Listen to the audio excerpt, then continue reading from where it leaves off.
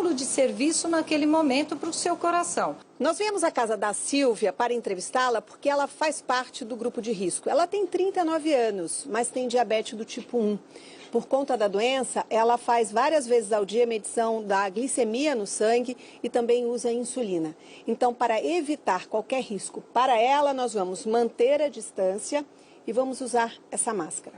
Ainda tomamos outros cuidados e a própria Silvia incorporou novos hábitos. Agora, quando a gente chega da rua, já tira a roupa, toma banho e troca de roupa, porque parece que ele sobrevive na superfície por algum tempo. É o momento da gente pensar como grupo, pensar como sociedade e tomar cuidados não só com você, mas com o outro. Bom senso no condomínio. Prefira brinquedos individuais para crianças, como patinete ou bicicleta. Higienize os aparelhos da academia antes e depois do uso. Evite entrar no elevador cheio. E olha, no Rio de Janeiro, gente, outra morte é suspeita de ter sido provocada pelo coronavírus. A vítima foi um homem de 69 anos que era diabético e hipertenso. A causa ainda está sendo analisada pelos especialistas. O Daniel Penafirme está acompanhando também. Oi, Daniel, já tem algum período, né? Quanto tempo vai sair esse exame para a gente saber se essa vítima foi ou não infectada pelo coronavírus? Bom dia. Bom dia, Márcia. Amanhã sai o exame que foi feito no senhor Paulo Figueiredo, de 69 anos, antes que ele morresse, mas ele acabou morrendo antes do resultado do exame. Portanto, não é possível afirmar que ele tenha morrido em decorrência do coronavírus. Nós estamos bem em frente ao Hospital de Caraí, no centro de Niterói, onde deu entrada no último domingo o senhor Paulo Figueiredo, como já dissemos, de 69 anos, diabético e hipertenso. Deu entrada aqui no último domingo com todos os sintomas do coronavírus e acabou falecendo ontem. Não é possível ainda ligar a morte dele ao coronavírus porque não há confirmação por meio do exame de sangue. Mas o que se sabe? Sabe-se que ele, na última sexta-feira, estava bem de saúde, não apresentava sintoma de absolutamente nada e aí teve contato com o enteado. O enteado do senhor Paulo tinha acabado de voltar dos Estados Unidos, precisamente de Nova York. Fez o exame de sangue e testou positivo para coronavírus. Então, o que se sabe é que esse homem que morreu com todos os sintomas do Covid, né, teve contato com o enteado, que esse sim testou positivo para o coronavírus. Depois disso, ele começou a se sentir mal, depois de ter contato na última sexta-feira com o enteado. No domingo, deu entrada aqui no hospital de Icaraí e faleceu ontem. Também está internada aqui no hospital de Icaraí a esposa desse homem, que também teve contato com o rapaz que voltou dos Estados Unidos e que esse sim tinha confirmadamente o vírus. Portanto, não é possível ainda afirmar com 100% de certeza, Márcia, mas tudo indica que ele tenha morrido realmente em decorrência do coronavírus. É uma morte suspeita que pode estar ligada ao vírus, sim. É com você, Márcia. E olha, Daniel, aqui no Brasil já são 4 mortes suspeitas pelo coronavírus, né? Até agora a confirmação só de uma, mas mais 3 estão sendo também analisadas nesse momento. Valeu, qualquer novidade você volta. E olha, também tem uma apreensão diante do coronavírus, porque milhares de presos que cumprem pena em penitenciárias de todo o país estão, né, com medo de pegarem esse vírus. De um lado, o presidente Jair Bolsonaro suspendeu as visitas a presídios federais por 15 dias, só que do outro, o Conselho Nacional de Justiça recomenda que tribunais e juízes optem pela prisão domiciliar para detentos que já estão no regime semiaberto ou no aberto. O Darlisson Dutra chega direto da redação com os detalhes. Darlisson, é uma polêmica, né? Porque, por um lado, a gente suspende vários benefícios aí por conta, inclusive, até de rebeliões que nós tivemos ontem, anteontem, aqui no Brasil. E, do outro, o Conselho Nacional de Justiça querendo, na verdade, liberar os presos em regime semiaberto e também aberto. Como é que vai ficar essa situação? O que vai ser decidido? Bom dia. Bom dia para você, Márcia. Bom dia a todos. Se você me permite, Márcia, só dar uma notícia de última hora que a gente acabou de receber aqui, é que o ministro do Gabinete de Segurança Institucional, Augusto Heleno, o general Heleno, acabou de testar positivo para o novo coronavírus. Ele esteve naquela comitiva que foi junto com o presidente Jair Bolsonaro e diversos outros ministros para os Estados Unidos, onde um outro secretário de comunicação teve também o teste positivo para o coronavírus. Portanto, o general Heleno, que está em casa, vai ficar em casa, segundo ele. Ele testou positivo agora, é o segundo teste que ele fez, né, a contraprova, deu como positivo para o coronavírus, portanto, mais um. Já eram 15 presentes dessa comitiva do presidente Jair Bolsonaro, que agora, confirmado, contraiu o coronavírus. Risco, né, Darlison? Sim, ele já tem... é idoso? Exatamente, ele tem 72 anos, ele disse que não está sentindo, não está com nenhum dos sintomas do coronavírus, não está com febre, mas que vai aguardar a recuperação em casa. Segundo ele, pode ser que caso a situação de saúde dele se agrave, ele realmente tenha que ir para o hospital. Lembrando que o presidente Jair Bolsonaro também disse que aquele exame de contraprova, né, ele havia feito o primeiro exame, deu negativo, a contraprova também deu negativa para o coronavírus. Portanto, atenção para todos esses aí que estavam nessa comitiva, porque pode ser que outros casos surjam. Agora sim, Márcia, a gente pode seguir para o seu assunto, né? Falando sobre os presidiários. Uma preocupação muito grande do governo, de uma maneira geral, com relação ao sistema penitenciário, né? Primeiro, a Secretaria de Administração Penitenciária aqui do estado de São Paulo suspendeu a saída temporária para os presos do regime semiaberto. Aí depois, essa nova decisão, o presidente Jair Bolsonaro suspendeu também visitas de parentes por 15 dias e de advogados por 5 dias. E agora, o presidente do Conselho Nacional de Justiça, Dias Toffoli, que também é ministro do Supremo Tribunal Federal, ele divulgou uma recomendação em nome da CNJ para os tribunais e para os juízes, justamente para evitar levar para a cadeia, em alguns casos, pessoas do sistema penitenciário, onde tem milhares de presos pelo Brasil inteiro. Portanto, está dizendo aí para os casos de prisão provisória de mulheres grávidas, de mulheres que estão amamentando, responsáveis por menores de 12 anos, idosos, pessoas que fazem parte do risco, se possível, vão cumprir ou prisão domiciliar, pessoas do regime aberto ou do regime semiaberto que possam progredir de pena também para ficar nas ruas, para evitar levar o vírus para dentro das penitenciárias. Ô, Márcio. Tá certo, Darlison. Já já eu volto com você. Um recadinho também volto. Fica aí. Volta com o primeiro impacto e olha, um alerta, atenção, tá faltando estoque nos bancos de sangue em vários hospitais do Brasil. E aí os policiais militares, gente, se mobilizaram a partir dessa quarta-feira e vão colaborar doando sangue aqui na capital. A Amanda Campos, inclusive, tá com esses policiais agora, não é isso, Amandinha? Bom dia pra você.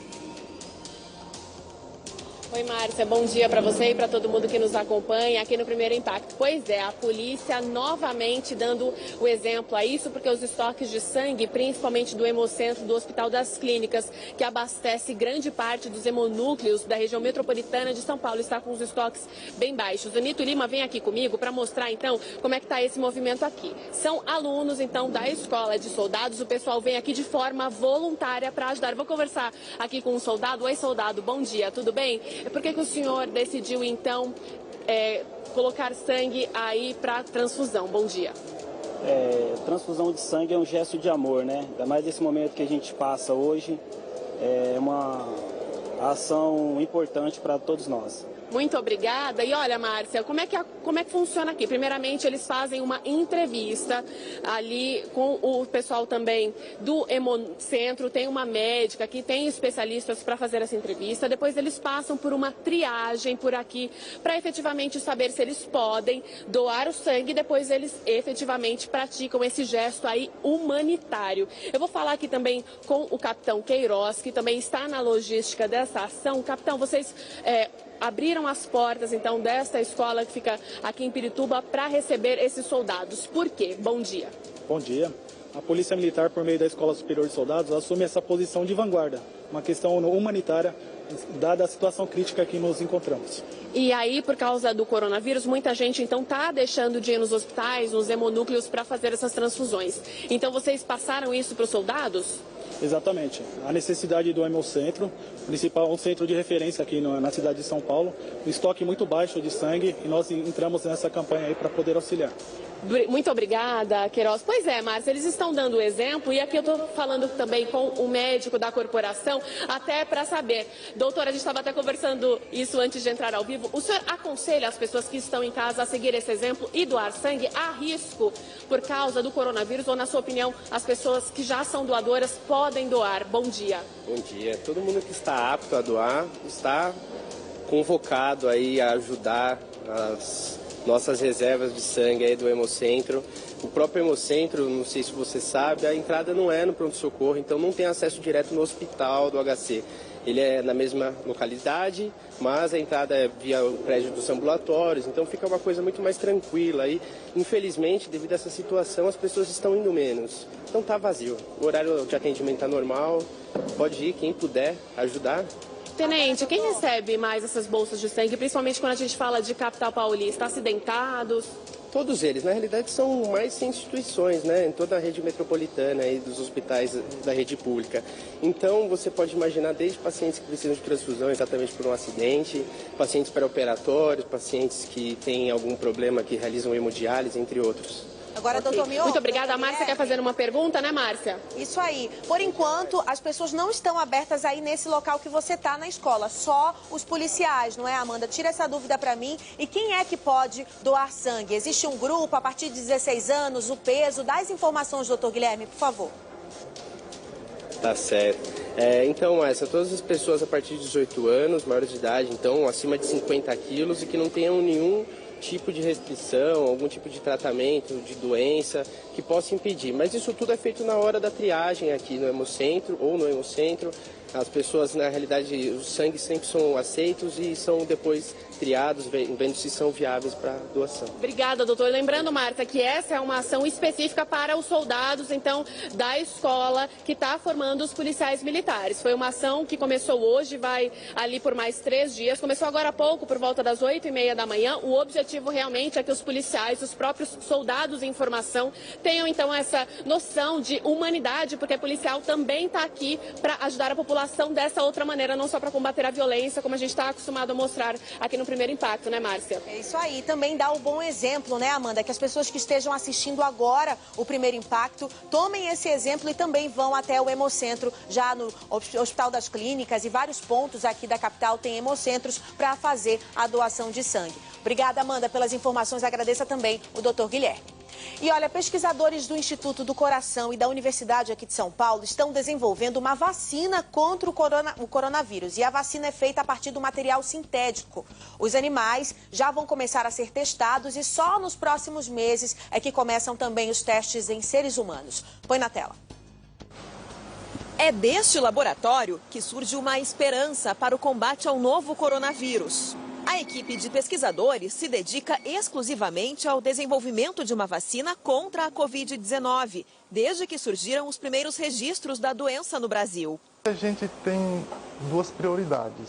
Uma é gerar proteção, ter uma resposta imunológica contra o vírus que elimina a entrada dele na célula, e outra é segurança, porque a gente está tendo o maior cuidado, não utilizar nenhum material genético. Isso torna o método brasileiro inédito no mundo. Uma proteína sintética semelhante ao vírus é inserida nas células do corpo humano. Isso leva o sistema imunológico do organismo a criar anticorpos para combater a doença. As partículas não têm material genético, o que garante que o vírus não vai se multiplicar. O estudo começou há cerca de 1 mês, mas o resultado não é imediato. A vacina deve ser testada em animais dentro de 2 a 3 meses. E só quando os cientistas acharem que ela é segura e eficiente para combater o vírus, que o teste será feito em humanos. O chefe da pesquisa conversou com a nossa equipe via Skype. Aos 66 anos, Jorge Calil está em isolamento domiciliar. O teste do filho dele deu resultado positivo para o novo coronavírus. E como medida de precaução, o cientista e a esposa estão em casa, mesmo sem apresentar sintomas. Enquanto cumpre quarentena, ele trabalha à distância e acompanha o desenvolvimento da vacina. A gente precisa de toda a segurança possível antes de colocar uma vacina em prática. Nós temos uma ciência de primeiríssima qualidade hoje no Brasil, trocando informações para que chegue na melhor vacina possível, na melhor maneira de evitar o vírus. E olha, o presidente Jair Bolsonaro, inclusive, mostrou nas suas redes sociais ali, fez um post sobre uma vacina que já estaria sendo testada em humanos lá na China. Essa informação a gente ainda está realmente também correndo atrás, mas parece, se tudo der certo, graças a Deus, ainda esse ano, essa vacina já chega pra gente aqui no Brasil, é o que a gente espera. Olha, você foi na farmácia nos últimos dias, gente? Tá faltando tudo. Muitas vitaminas não estão mais chegando nas farmácias. Álcool gel nem se fala, né? Primeiro que custava custava R$9 um potinho, você viu? Tá custando quase 30. Um absurdo, né, gente? Esses grandes mercados aí estarem cobrando esse preço elevado. Inclusive o Procon aqui de São Paulo já está em cima combatendo essa ilegalidade do abuso dos preços. E já teve muita correria no mercado também, que a gente vai mostrar a imagem agora. Olha só, imagens feitas por um celular mostram o desespero das pessoas disputando o álcool em gel. É o medo de ficar sem um dos principais itens de proteção contra o coronavírus, né? Para se ter uma ideia, mais de 3.000 frascos foram vendidos em menos de 10 minutos. Aí todo mundo preocupado com álcool em gel e não com a aglomeração, né? Não tá ninguém preocupado, todo mundo juntinho aí um do outro, brigando pelo álcool em gel. E se tiver um contaminado aí, já era. O pessoal não pensa nisso, né? Vale lembrar que o álcool em gel tem que ter a concentração de 70%, senão não funciona. E água com sabão, segundo os especialistas, é muito melhor para higienizar do que o álcool em gel. O álcool em gel é só quando você está na rua, não tem como realmente lavar a mão e aí você usa. É a segunda opção. A primeira opção é a higienização pelas mãos, sabão e água e lavar, esfregar bastante. Essas imagens que você está vendo aí vieram de Vitória e realmente são lamentáveis, né? A gente espera, tem muita gente estocando álcool em gel, estocando comida, não precisa disso, né? Eu fui ao mercado ontem, comprei o necessário para uma semana, na outra semana eu vou de novo. É assim, gente, não dá pra gente ter atitudes egoístas no momento de crise. Vamos ver o recadinho e já já eu volto. Gente! São 9h45, 15 para as 10 da manhã, a gente já tá nesse clima gostoso aqui no SBT. Olha, eu não vou deixar minha alegria, não vou deixar de dançar porque tem coronavírus na rua. Eu acho que a gente tem que manter a nossa serenidade, manter a nossa alegria, até porque isso aumenta a nossa imunidade também. Se o povo brasileiro começar a ficar em pânico, enlouquecer por conta dessa epidemia, né, como é que a gente vai fazer? A nossa saúde vai pro lixo, porque a saúde está aqui na nossa cabeça também, né? Então sim, ó, se você puder ali em casa dançar com seu filho, liga o som alto e dança com o filho, brinca, curte, fica em casa, mas feliz, né? A felicidade, a alegria também faz a diferença nesse momento. Gente, você partiu, essa é boa, hein? Sambinha, vai, aumente só um pouquinho. Não tem problema, não. É isso aí, esse clima, a gente continua até 10h30 aqui no SBT. E atenção sobre o novo coronavírus, o Brasil acabou de anunciar o fechamento da fronteira com a Venezuela. E a partir de hoje só passa mercadoria, ninguém vai passar por esses países, inclusive a Argentina e Paraguai também já fecharam as fronteiras e estão barrando a entrada dos brasileiros. Quem tem as informações é o Igor Kramer, da nossa querida Rede Massa. Oi, Igor, bom dia. Muito bom dia, Márcia. Bom dia a todos que nos acompanham. A nossa equipe está aqui agora, nesse momento, na cabeceira da Ponte Internacional da Amizade, fronteira entre Brasil e Paraguai. Dá uma olhada nessa imagem que a gente vai mostrar agora. Uma imagem impressionante e inusitada, viu, Márcia?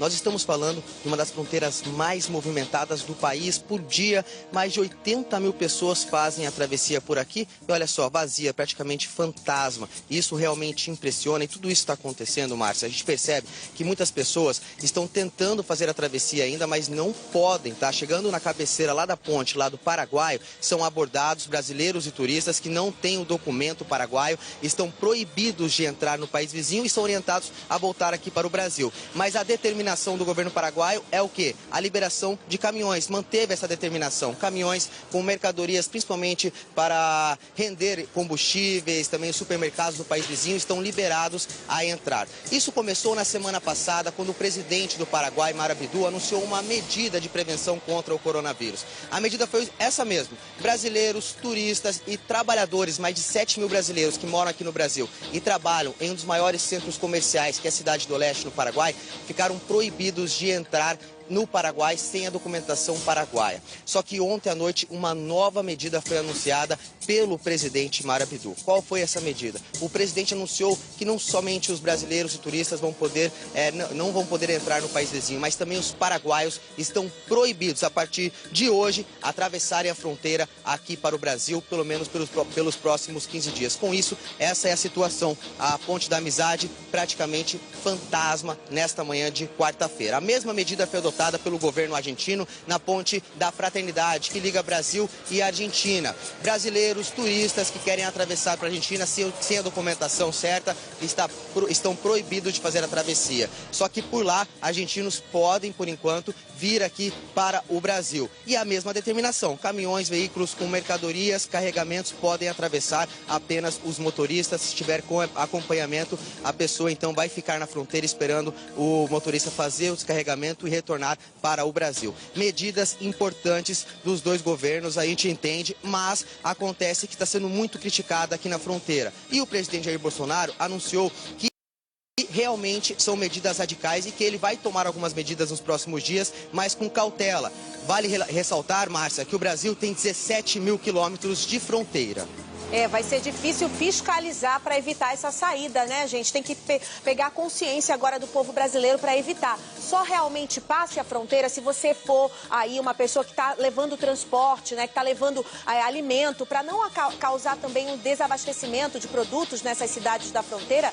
Tem que realmente ter uma cautela, passar apenas alimentos, medicamentos, isso realmente dá para passar. Mas turismo, não é o momento de fazer mais turismo nessa crise do coronavírus. Fique em casa, tirou férias, fique em casa, descanse, mas não é o momento de atravessar e ir para outro país, né?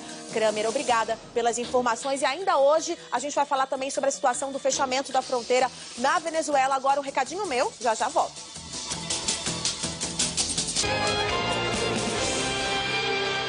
Onda, onda, olha a onda. Onda, onda, olha a onda. Onda, onda, olha a onda. Onda, onda, olha a onda. Vou te ver, olhar, você vai. Vocês lembram dessas coreografias dos anos 90? Ó, o Tinho tá na onda ali. Você lembra, Robinho? Vem aqui, do Pirata. Vem aqui, vamos fazer a onda rapidinho, vem. Linda da vez do meu capitão. Capitão chacanalizando com a galera. Boa, Robinho, olha a onda. Ó, o pessoal é cheio de onda aqui na SBT, gente. Nesse clima até 10h30 da manhã. Vocês gostam, né? Eu sei que vocês gostam. Fica o pessoal mandando mensagem. Márcia, dança, o que você vai dançar hoje? É surpresa. O Betão me pega de surpresa toda vez e eu adoro. Gente, vamos continuar nessa alegria, nesse clima? É isso, né? A gente tem que respirar, dar notícia e rir, chorar. A gente se emociona, a gente é ser humano aqui no SBT, isso que é bacana. A gente consegue ser a mesma coisa. Jornalista, tem a Márcia mãe, a Márcia jornalista, a Márcia que fica indignada. A gente é tudo aqui. Vamos continuar porque tem notícia urgente chegando aqui de São Paulo. A noite foi agitada, violenta. 2 suspeitos foram baleados e mortos após atacarem um centro de detenção provisória lá em Mauá. E quem traz os detalhes, é claro, é o coruja da madrugada, Marcelo Bittencourt. Bita, com você. Márcia Dantas, noite movimentada. Olha só a quantidade de viaturas da Polícia Militar. Tudo porque criminosos atacaram o centro de detenção provisória de Mauá. Houve perseguição, troca de tiros e 2 criminosos acabaram mortos. Veículo prata, produto de roubo. Eles teriam passado em frente ao centro de detenção provisória de Mauá e efetuado alguns disparos. A partir daí, a Polícia Militar foi acionada. Eles tentaram fugir e saíram de área. Entraram aqui na região já de Santo André, divisa, quando foram interceptados pela Polícia Militar. Foi dada a ordem de parada. Esses criminosos não obedeceram e a partir daí teve início uma perseguição que se estendeu por cerca de 5 quilômetros. Os 3 criminosos já desembarcaram com armas em punho. Atiraram na direção dos policiais militares. Estavam armados com uma espingarda calibre 12, uma pistola e também um revólver. Um criminoso conseguiu fugir, aproveitando aqui a área de mata. Já os outros 2 suspeitos, esses acabaram sendo baleados e morreram aqui mesmo no local. Por sorte, nenhum policial militar se feriu neste confronto. Esses criminosos que teriam em um primeiro momento atacado ali o CDP, Centro de Detenção Provisória aqui de Mauá. Chegaram a atirar ali, os tiros ficaram na parede. Polícia Militar foi acionada, viaturas ali pela região, acabou aí cruzando com os policiais da Força Tática e a partir daí perseguição que terminou exatamente neste ponto. No confronto, um criminoso acabou fugindo, mas outros 2 acabaram baleados e não resistiram aos ferimentos e morreram aqui mesmo no local, caso que passa a ser investigado pelo setor de homicídios e proteção à pessoa. Voltamos com você. De Santo André, no ABC Paulista, Marcelo Bittencourt, para o Primeiro Impacto. Valeu, Bita, pelas informações. Agora uma notícia urgente. O Corpo de Bombeiros encontrou o corpo da última vítima do deslizamento de terra lá no Guarujá. Os 3 filhos dela também morreram na tragédia. Então é uma mulher, mãe de família, que estava dentro de casa quando infelizmente foi soterrada. O repórter Peterson Gobetti tem mais detalhes. Peterson. Fim o trabalho de buscas dos bombeiros às vítimas da tragédia na Baixada Santista, depois das fortes chuvas e dos deslizamentos. Aqui no Guarujá, nós estamos no Morro da Barreira do João Guarda. Ontem à noite, os bombeiros localizaram o corpo da Evangleice Rodrigues de Oliveira, de 45 anos, a última vítima de toda essa tragédia. Ela que também perdeu os 3 filhos nesse mesmo local. Os bombeiros e a Defesa Civil utilizaram inclusive drones para traçar o caminho que a lama percorreu e dessa forma tentar direcionar melhor as equipes durante as buscas. Com a localização dessa última vítima, então chega ao fim este triste capítulo da história na Baixada Santista, que fechou uma conta bastante impressionante. 45 mortes, 34 delas somente aqui na cidade do Guarujá. Fica agora a preocupação com as centenas de desabrigados, não só aqui no Guarujá, mas também em Santos, em outras regiões, de famílias que perderam absolutamente tudo. Só aqui no Guarujá, para vocês terem uma ideia, mais de 400 moradias interditadas. Muitas famílias já começaram a receber o auxílio aluguel, mas fica a pergunta, né? O que vai ser daqui para frente? Inclusive muitas áreas de risco ainda e a preocupação, o monitoramento constante para que essas áreas não voltem a ser habitadas.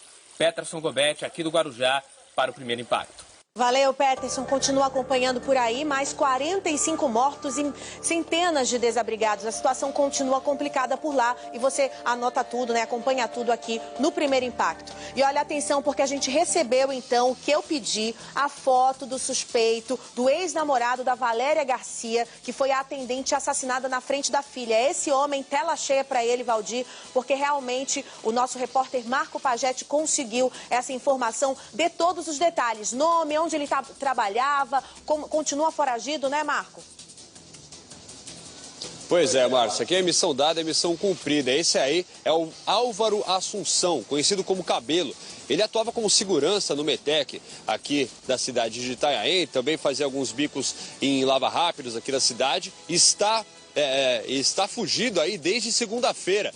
Ele é considerado ainda como suspeito pela polícia, porque ainda há o processo aí de investigação, mas ele foi o assassino, de acordo com a família, o assassino dessa mulher. Inclusive, a própria família já denunciou que ele pode ter ido para outros estados, como na Bahia, onde ele tem familiar. Então, qualquer um que ver o Álvaro Assunção, conhecido como Cabelo, pode ligar para o Disque Denúncia. O número é 181, não precisa se identificar e ajuda bastante na resolução desse crime, Márcia. Isso aí, Marco, valeu então, obrigada por ter conseguido a foto, assim que eu gosto. O repórter, quando a gente dá a missão, ele vai lá e cumpre. Valeu, volte sempre comigo aqui no Primeiro Impacto. E olha, em meio a essa tensão também gerada pelo coronavírus, tem gente buscando fazer boas ações. Por exemplo, a Mahara Laurindo está agora da Rede Massa ao vivo e vai mostrar esse exemplo para mim. Uma mulher começou a pendurar ali no portão de casa vários sabonetes. Sabe para quê, gente? Para os moradores de rua começarem a se proteger desse novo vírus. Não é isso, Mahara? Bom dia.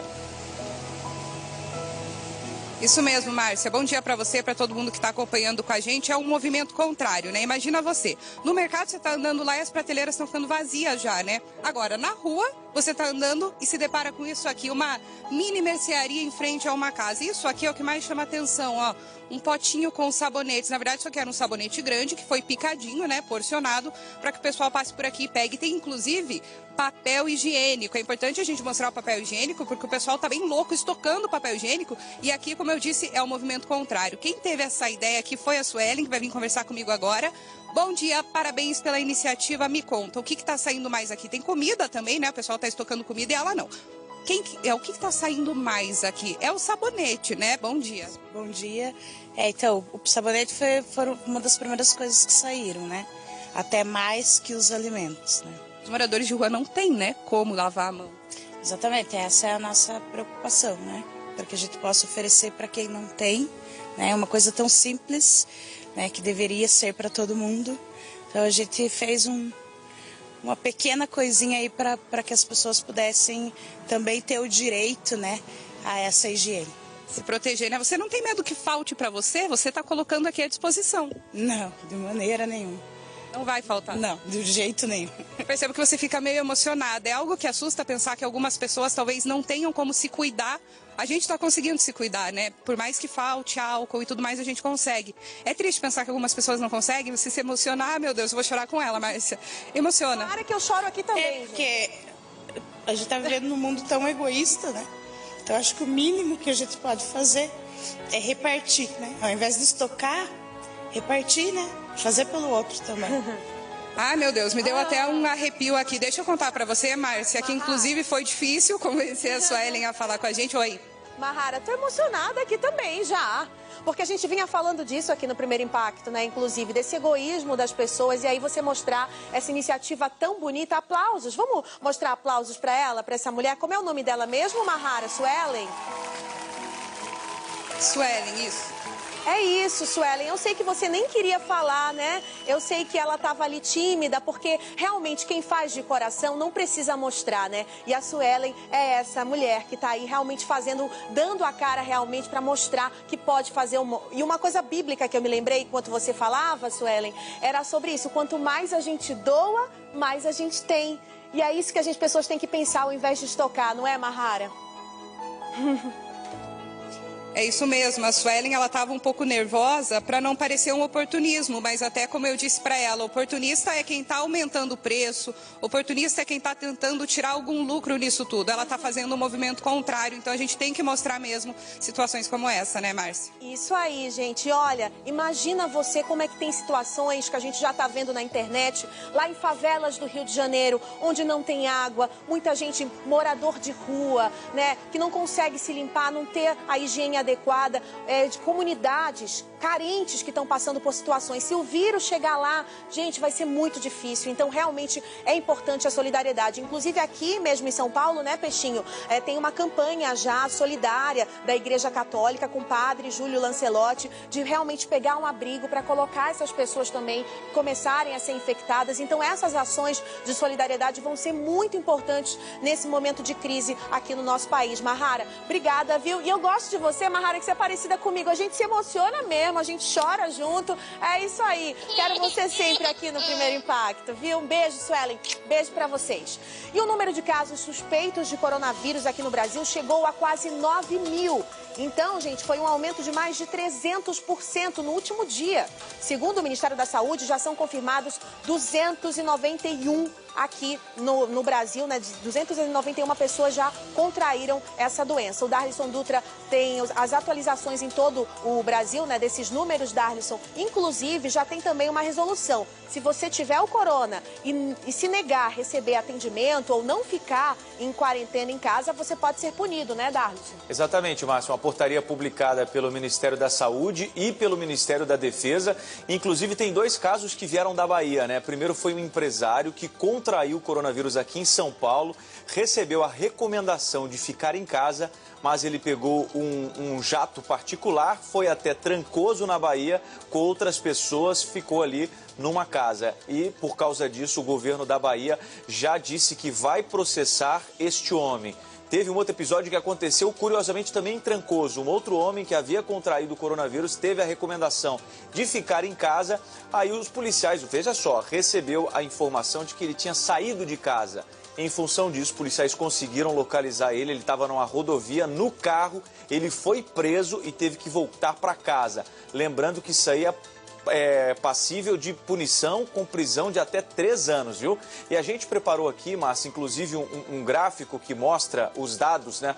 De onde é que estão registrados os principais casos, né? Das notificações saltaram de cerca de 2 mil anteontem para mais de quase 9 mil casos. A gente tem aí, ó, os estados que mais já confirmaram casos. São Paulo, responsável por mais de 50% deles, onde está registrada uma morte. Aí a gente tem na sequência Rio de Janeiro com 33, Distrito Federal 22, Pernambuco, Rio Grande do Sul e ali Minas Gerais e Santa Catarina com 7, Paraná e Goiás também com 6. Esses casos foram registrados em todas as regiões do Brasil, de norte a sul, portanto, uma atenção muito grande em relação a isso. Por conta da primeira morte, inclusive, a Secretaria da Comunicação do governo informou que o governo deve pedir hoje o estado de calamidade pública para o Congresso Nacional. Quem decide isso é o Congresso Nacional.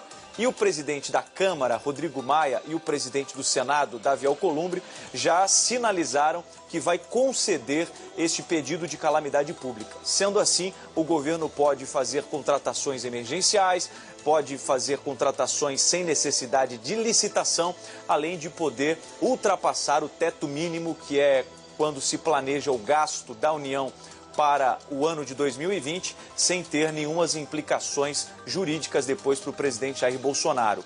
Hoje à noite tem uma reunião marcada entre o presidente Jair Bolsonaro, o presidente da Câmara dos Deputados e do Senado, além do STF e da Procuradoria-Geral da República, para definir os próximos passos do país no combate ao coronavírus. Ô, Márcia. Darlisson, a gente deu informação em primeira mão aqui sobre o general Heleno, né, que está em casa e deu positivo o coronavírus. Você tem a atualização? Sim, ele divulgou, né, no Twitter, não faz o quê? 20 minutos que a gente deu essa informação em primeira mão. Ele não tem os sintomas mais graves, ele diz aí que foi a contraprova, né, o segundo exame realizado que atestou positivo, que foi feito no Instituto Fiocruz. Ele diz nessa nota que está sem febre e não apresenta os sintomas relacionados à Covid-19, que está em isolamento em casa e vai atender apenas, e não atenderei telefonemas, ou seja, pelo jeito ele vai se recuperar em casa, vai se afastar talvez das funções até que se recupere completamente. Ô, Márcia. E ele fazia parte daquela comitiva do presidente Jair Bolsonaro. Obrigada pelas informações. Agora começaram a valer, gente, hoje já as medidas que proíbem as viagens entre países da Europa, na tentativa de conter o avanço da doença. O continente é o que mais sofre hoje com a pandemia e quem fala com a gente direto de Londres é o nosso correspondente Sérgio Uti. Oi, Sérgio, bom dia. Como é que tá o clima hoje por aí? Bom dia, Márcia. Bom, a impressão que a gente tem é que a coisa só vai piorando, Márcia. A cada momento, a cada dia, novas restrições são anunciadas. E hoje, como você disse, começou a valer essa proibição para que não europeus viajem para os 26 países da área de livre circulação da União Europeia. Inclusive, algumas pessoas que chegaram hoje no aeroporto de Frankfurt, chegaram da Turquia, pessoas foram barradas, tiveram que ter que voltar para a Turquia. Essa medida vale por 30 dias, tem algumas exceções, profissionais médicos, por exemplo, diplomatas e algumas pessoas autorizadas pelos respectivos governos. Essa medida mais ampla, ela segue medidas que já tinham sido tomadas individualmente por alguns países, né, como Itália, França, Espanha, Alemanha, Portugal também recentemente fechou a fronteira com a Espanha, a República Tcheca já tinha fechado. E hoje a Bélgica, agora já são 4 os países aqui na Europa que estão em confinamento obrigatório total. Depois de Itália, França e Espanha, agora a Bélgica entrou em confinamento obrigatório ao meio-dia, horário do país, 8 da manhã aí no Brasil. Na França, o governo já avisou para que quem desobedecer essa proibição, Márcia, as pessoas vão começar a ser multadas. 375 euros, R$ 2.100 mais ou menos, para quem sair de casa sem uma justificativa. Essa é a situação hoje na Europa, Márcia. E, Sérgio, tem um clube na Inglaterra já que colocou à disposição o próprio hotel para os profissionais da saúde envolvidos no combate, não é verdade?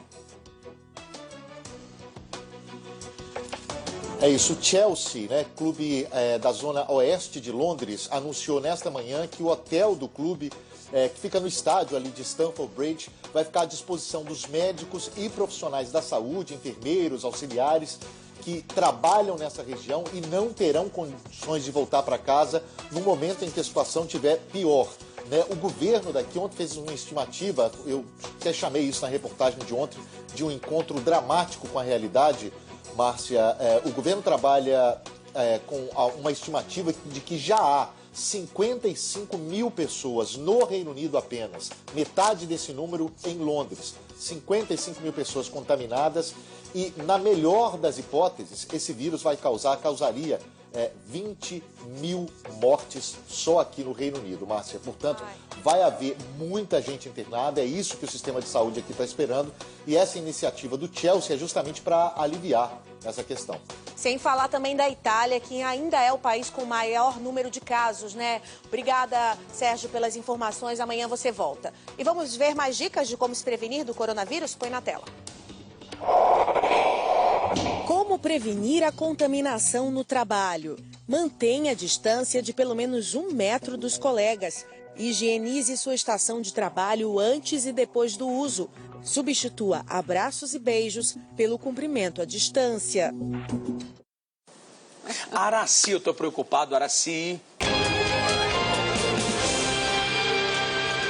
10h22, de volta com o Primeiro Impacto. Obrigada pela companhia e pela audiência. A gente volta a falar sobre o impacto do coronavírus na rotina da nossa população. A rodoviária lá do Rio de Janeiro está deserta, gente. Nunca tinha se visto uma cena como essa. E apesar de ser uma das cidades mais procuradas pelo turista no verão, muita gente já tem preferido ficar em casa. Não é isso, Daniel Penafirme? Nós estamos na rodoviária Novo Rio e aqui a gente sente muito bem os efeitos do decreto do governador Wilson Witzel, que simplesmente isolou a região metropolitana do Rio. Nenhum ônibus pode sair daqui para outra cidade do estado e nenhum ônibus chega de outra cidade do estado e de outro estado aqui no Rio de Janeiro. E a situação é essa. Olha só, as baias onde geralmente ficam os ônibus estão totalmente vazias. A rodoviária parece até que está abandonada, parece até que não está funcionando. A gente vê um pouco ali, agora o Thiaguinho vai mostrar, à direita, né? Alguns passageiros apenas que estão aqui desde ontem à noite e que vão embarcar num ônibus para Belém do Pará. Quem tem passagens compradas vai embarcar para outros estados, mas pessoas de outros estados não chegam aqui, de outras cidades que são fora da região metropolitana do Rio de Janeiro, cidades da região serrana, da região dos Lagos, Cabo Frio, Arraial do Cabo, Nova Friburgo, Teresópolis, também não chegam aqui, Márcia. A situação é essa, estamos nesse momento numa situação de uma rodoviária que parece, volto a falar, parece um terminal abandonado, parece um terminal que não tem mais atividade alguma, mas isso é fruto do decreto do governador Wilson Witzel para conter aí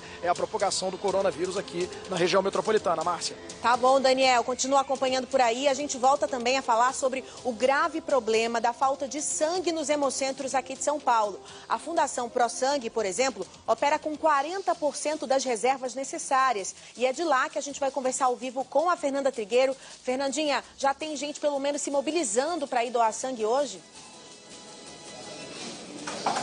Tem bastante, viu, Márcia? Ainda bem. Isso porque os estoques já estavam baixos aqui na Fundação ProSangue por conta das férias, por conta do carnaval. E agora, então, com esse alerta, com o risco do novo coronavírus, muita gente acabou deixando de vir doar, né? Eu vou conversar agora aqui com o doutor Jorge, que é médico aqui da Fundação. Doutor, qual que é a importância dessas pessoas virem para cá e principalmente porque muita gente está deixando de doar nesse momento que é de suma importância, né? Sim, bom dia. Primeiramente, a gente agradece vocês estarem aqui porque o chamamento é importante, a população é muito solidária.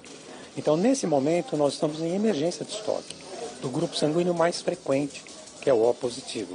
Então, a gente pede à população compareça. A Fundação ProSangue tomou algumas precauções com relação à sala de espera, afastar um pouquinho os candidatos à doação e com relação ao agendamento individual também. Isso é importante para impedir que haja muita proximidade. Só que todos os materiais que nós utilizamos são descartáveis, então a população compareça, porque nós temos pacientes que estão precisando de sangue. E não há risco nenhum de contaminação, né, doutor? É zero, praticamente zero. Não há risco de se contaminar doando sangue. Você vai ajudar alguém. Então, quem vem doar sangue passa por uma entrevista. Essa entrevista é muito importante. Esse candidato, ele é aprovado, ele vem aqui com certeza ele vai salvar a vida de 4 pacientes simultaneamente. Doutor, tenho certeza que o nosso público vai ajudar aqui o pessoal do Hemocentro. E olha só, Márcia, as pessoas que podem doar são pessoas com boas condições de saúde, entre os 16 e 69 anos de idade, pesar mais de 50 quilos e é só então chegar aqui com um documento com foto recente e é claro, você vai ajudar, vai fazer o bem a quem mais precisa. Dá o endereço daí, Fernandinha, qual a região que você está? Doutor, o endereço daqui...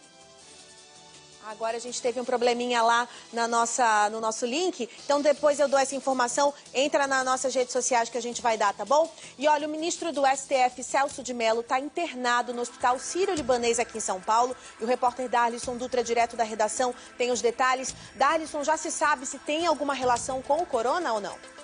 Oi, Márcia, não tem não. Inclusive, em nota divulgada agora há pouco pelo Supremo Tribunal Federal e também pelo gabinete do ministro, não tem relação nem com o coronavírus e nem com a cirurgia que ele fez no quadril em janeiro. Lembrando que o Celso de Mello, ele está afastado, né, está de licença médica desde então. Ele iria retornar às atividades amanhã e essa licença foi renovada até o fim do mês para que ele se recupere. Lembrando que desde essa cirurgia aí, ele que tem 74 anos, ele estava se locomovendo, né?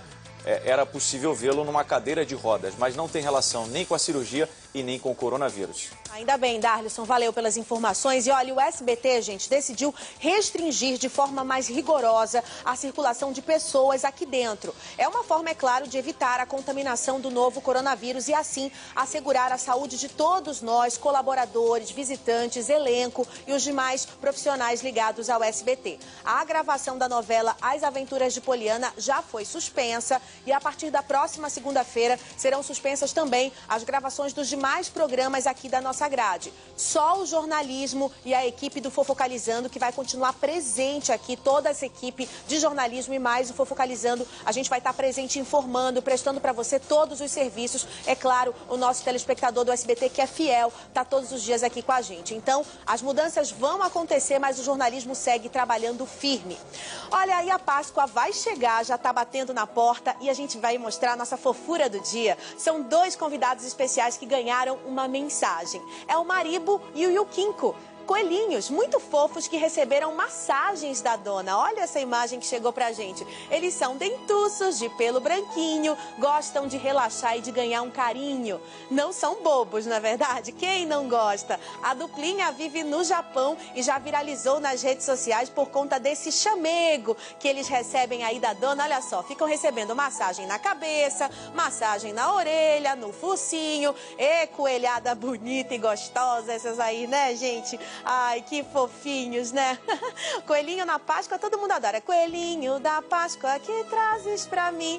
Um ovo, 2 ovos, 3 ovos, assim. Eita, o pessoal que vai assistir o Bom Dia e Companhia agora, a criançada que já tá ligada comigo aqui no Primeiro Impacto. Quem teve quando era criança um coelhinho? Eu tive, hein? Quem teve coelhinho aqui, meninos? Vocês tiveram coelhinho? Eu tive um coelhinho tão fofinho, o meu era cinza, todo cinza. Não lembro de que nome eu dei, mas eu tive. Tive hamster, tive pintinho, tive de tudo lá em Belém do Pará. É uma delícia para quem é criança cuidar de animais, dar responsabilidade e disciplina. E agora, minha amiga Silvinha Bravanel, beijo, Bom Dia e Companhia, amanhã eu volto. Tchau!